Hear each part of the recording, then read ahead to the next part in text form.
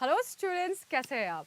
मैं प्रोफेसर प्रिया पांडे लेके आ गई हूँ आपके पास कुछ ऐसे टिप्स जिससे एक एवरेज स्टूडेंट टॉपर स्टूडेंट में कन्वर्ट हो सकता है।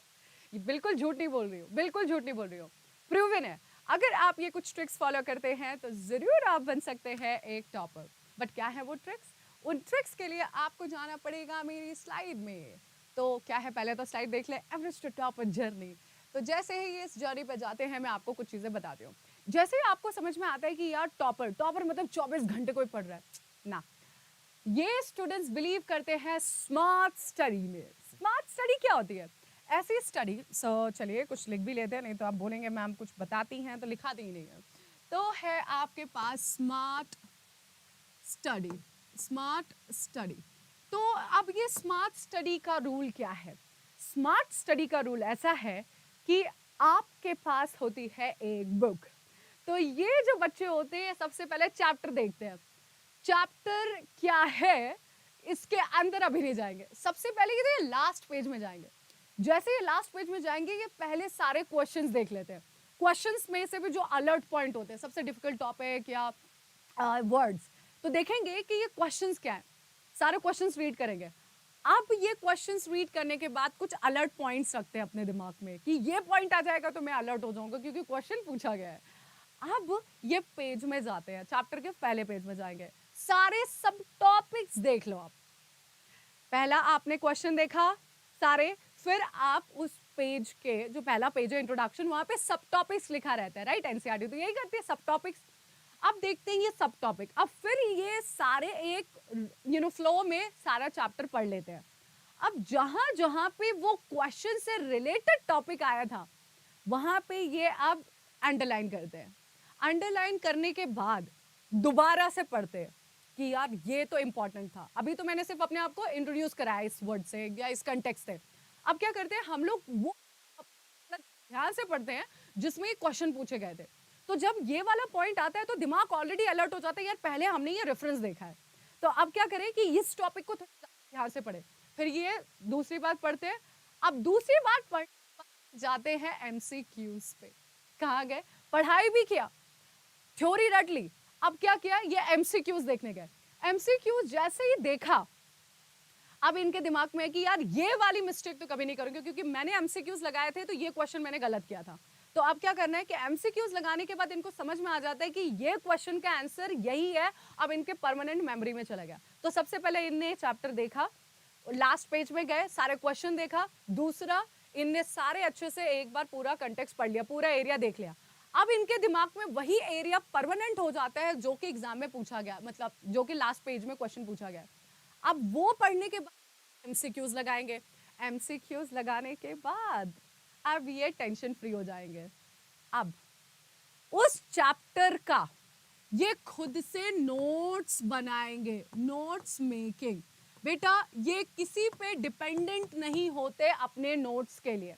वो पहले चैप्टर पढ़ेंगे फिर अपना खुद का नोट बनाएंगे। अब जब वो नोट्स बना नहीं लिखते, कहानी एनसीईआरटी में तो सारी चीजें पैराग्राफ में लिखी हुई है, एनसीईआरटी ने तो ब्रांचिंग नहीं की है, एनसीईआरटी तो आपको ट्रिक्स नहीं बताती है। तो अब किताब आपके पास भी सेम है, वही एवरेज स्टूडेंट और टॉपर स्टूडेंट दोनों एनसीईआरटी से पढ़ रहे हैं। अब वो करता क्या है कि वो अपने खुद के नोट्स बनाता है। जब वो खुद के नोट्स बना रहा है, कहानियां नहीं लिख रहा, वो पूरा का पूरा नोट फ्लो चार्ट में लिखता है। वो पूरा का पूरा फ्लो चार्ट या ब्रांचिंग मेथड पे लिखता है। बेटा आज मेरे को पूरा बॉटनी और जूलॉजी अगर ढंग से याद है, क्योंकि मैंने कोई भी चैप्टर को कहानी भी नहीं पढ़ा है, मैंने पढ़ा है उसको ब्रांचिंग मेथड। ब्रांचिंग, कोई भी चैप्टर है उसको पहले ब्रांच कर दो। ब्रांचिंग करने के बाद आपको उसके कंटेक्स्ट सब याद हो जाते हैं। तो फ्लो चार्ट और ब्रांचिंग से जो भी आपकी कंफ्यूजन होती है वो दूर हो जाती है। तीसरा जो पैटर्न ये फॉलो करते हैं वो है शॉर्ट ट्रिक्स। यार बायो हो, केमिस्ट्री हो, फिजिक्स हो, ट्रिक्स तो आपको लगानी पड़ेगी। होता क्या है, हर चैप्टर का एक पेज होता है जिसे आप हार्ट कहते हैं। हर चैप्टर का एक हार्ट होता है। उस हार्ट से मींस उस पेज से, उस लाइन से क्वेश्चन आएगा ही आएगा नीट में। अब क्या होता है कि जब पे भी वो पेज आपने पढ़ा है, वो पेज आपको पता है, वो क्वेश्चन भी आपको पता है, एग्जामिनर क्या करेगा, आपको ट्विस्ट कर देगा क्वेश्चन ट्विस्ट कर देगा, आंसर सेम रहेगा। अब वो बच्चा क्या करता है, उस पर्टिकुलर पेज का फ्लो चार्ट और ब्रांचिंग बनाता है, ठीक है। Point number 1। सेकंड पॉइंट कि आपको वही चीज शॉर्ट ट्रिक में याद करनी है, ट्रिक्स में याद करनी है, सो दैट वो परमानेंट मेमोरी में चली जाएगी। एक तो होती है शॉर्ट टर्म मेमोरी, एक होती है long term memory. Long term memory के लिए आपको उसको एक अलग स्पेशल वे में पढ़ना पड़ेगा। सारे स्टूडेंट तो सेम वे में पढ़ेंगे तो पढ़ेंगे, लेकिन टॉपर क्या कहते हैं, भाई अपने को तो 0.8 सेकंड में, 0.83 सेकंड में ये आंसर आने का। अब वो कैसे आएगा, आप शॉर्ट ट्रिक बनाइए, अपनी ट्रिक्स बनाइए, या तो टीचर्स की हेल्प ले लो यार, इतने सारे टीचर है ट्रिक्स बताने के लिए, तो अपना ट्रिक्स हो गया। चौथा जो सबसे इंपॉर्टेंट है, चौथा जो सबसे इंपॉर्टेंट है, ये लोग एक भी दिन ऐसा नहीं होता है जहां पे ये किताब खोल के नहीं देखते हैं, बुक खोल के नहीं देखते हैं। एवरी डे एक बार खाना मिस कर देंगे, लेकिन बुक के साथ अपनी यारी नहीं तोड़ेंगे। मींस 15 मिनट 20 मिनट, आज ये फुटबॉल खेल के आए हैं, आज लड़कियां पार्लर जाके आई हैं, लेकिन हमें क्या करना है, अपनी किताबें नहीं छोड़नी है, चाहे कुछ भी हो जाए। तो इनका रात में सोने के पहले, दिन में कहीं ना कहीं, तो कितना भी बड़े वेकेशन पे हो, लेकिन ये लोग अपने आप से किताबों का कनेक्शन कभी तोड़ते नहीं है, बुक से कभी इनकी दोस्ती टूटती नहीं है। अभी जो मैं आपको बताने वाली हूँ वो काफी ज्यादा इंपॉर्टेंट है, जो टॉपर स्टूडेंट फॉलो करता है, वो ये है कि ये फ्रीक्वेंट चेंज नहीं करता। एनसीईआरटी, बाइबल, कुरान, गीता सब कुछ है। एक नीट स्टूडेंट के लिए एनसीईआरटी भाई सब कुछ है, माई बाप धर्म ईमान सब एनसीईआरटी है। तो एनसीईआरटी तो आप फॉलो करते हैं, लेकिन आपको अभी क्या होता है, बहुत सारे मार्केट में अपना ब्रांड, अपना अपना किताबें बेच रही है, ठीक है। अब क्या होता है, स्टूडेंट आज ये पढ़ेगा, कल वो पढ़ेगा, लाइक कंफ्यूज होगा। एवरेज स्टूडेंट ये करता है, हर दिन नई नई किताबें, नया नया कंसेप्ट। टॉपर स्टूडेंट अपने आप को फिक्स रखता है, they keep themselves fix for reference book. ये रेफरेंस बुक जो होती है उसके लिए डेडिकेटेड होता है। एनसीईआरटी के साथ साथ specific particular type of reference book, हर दिन अपने आप को कंफ्यूज नहीं करता। हर किताब अलग अलग कंटेक्स्ट में बात करती है, मीनिंग सेम होता है लेकिन तरीके अलग हो जाते हैं, अपने को वो नहीं कर कंफ्यूजन करना, यहाँ पे आपको फिक्स रखना है। दूसरा, ये अपने टीचर्स फिक्स रखते हैं। आज ये टीचर ये पढ़ा रहा है, दूसरा टीचर वो पढ़ा रहा है। पढ़ाते तो सारे टीचर्स अच्छा ही हैं, सारे टीचर्स सही हैं, लेकिन क्या होता है, एक टीचर का पढ़ाने का तरीका अलग होता है, थोड़ा बहुत कंटेक्स्ट इधर उधर हो जाता है, कोई ज्यादा पढ़ाता है, कोई थोड़ा पॉइंट टू पॉइंट पढ़ाता है।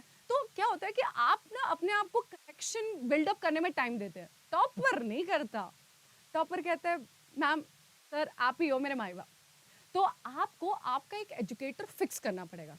मैम आप एजुकेटर की कोई धर्म ईमान तो है नहीं, कभी इसका टी शर्ट कभी उसका टी शर्ट, ये पहन लिया कभी ये कर लिया, तो अभी मैम आप अपना फिक्स कर लो पहले। तो बेटा बहुत कम होते हैं हम लोग ऐसा कि लाइक आप अपने टीचर्स को फिक्स करो, वो थ्योरी छोड़ दो, आपको अपना टीचर फिक्स करना पड़ता है। You have to fix your teacher, और इससे क्या होता है, कनेक्शन बनता है, उससे आपकी डेडिकेशन बनती है। तो आपका रेफरेंस बुक फिक्स होता है, आपका टीचर फिक्स होता है। हमेशा यहाँ नहीं कि आज ये यूट्यूब पर सर अच्छे लग रहे हैं, कल ये टीचर अच्छे लग रही है, बदल लो टीचर, बदलो, नहीं करते ये।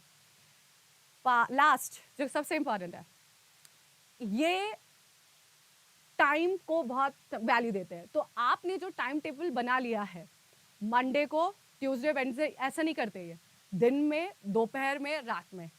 दिन में पढ़ लिया मैथ फिजिक्स, दोपहर में केमिस्ट्री, रात में शांति से बायोलॉजी को टाइम देंगे। तो इनका फिक्स होता है, ये फ्लक्चुएट नहीं करते, आज मैं पढ़ लूंगा बॉटनी, आज मैं पढ़ लूंगा जूलॉजी, दोपहर टाइम नहीं भैया। दिन है अपना किसके लिए, फिजिक्स मैथ के लिए, दोपहर है किसके लिए, केमिस्ट्री के लिए, बायो शाम के लिए, ये फिक्स रखते हैं, ठीक है। तो टीचर फिक्स रखते हैं, किताबें फिक्स रखते हैं, reference point I mean reference books, and तीसरा अपना स्केड्यूल फिक्स रखते हैं। अब बेटा आपको आई गेस आपको समझ में आ गया है आप क्या गलती कर रहे हैं। एंड अब हम बात करेंगे आपका जो काफ़ी अच्छी बात है जो फिलहाल मैं बताने वाली हूँ।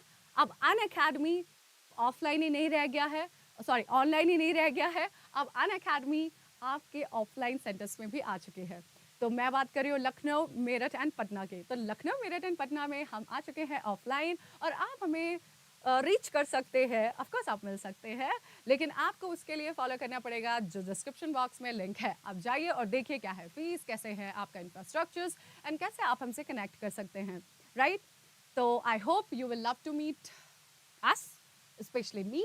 एंड ओके, रही बात दूसरे स्लाइड की, तो मैं आपको ज़रूर बताना चाहूँगी कि हम all India mock test series लेके आए हैं, जो कि स्टार्ट हुई थी हमारे 19 मार्च से और अप्रैल 30 को ख़त्म हो जाएगी। तो एवरी संडे हम ये पेपर ऑर्गेनाइज करते हैं और इसकी फ़ीस जो है सिर्फ इतनी सी है और आई होप आप ये स्कैन करके एनरोल कर सकते हैं। नहीं तो आपके पास है लिंक डिस्क्रिप्शन बॉक्स में, आप ज़रूर जाएं, देखें, आपको अच्छा लगता है तो प्लीज़ हमारे साथ कनेक्ट कीजिए, क्योंकि इसका सिर्फ इतना फ़ायदा होने वाला है, फ़ायदा तो बहुत है लेकिन इंपॉर्टेंट फ़ायदा ये होने वाला है, जो नीट में आप फेस करने वाले हैं, जिस तरह का पैटर्न होता है, जिस तरह के क्वेश्चंस होते हैं, एवरेज क्वेश्चन क्या होता है, बहुत इजी क्वेश्चन होते हैं, फिर एक होता है डिफ़िकल्ट क्वेश्चन, तो यही पैटर्न हम फॉलो करते हैं और आपको एकदम नीट वाले फील आती है।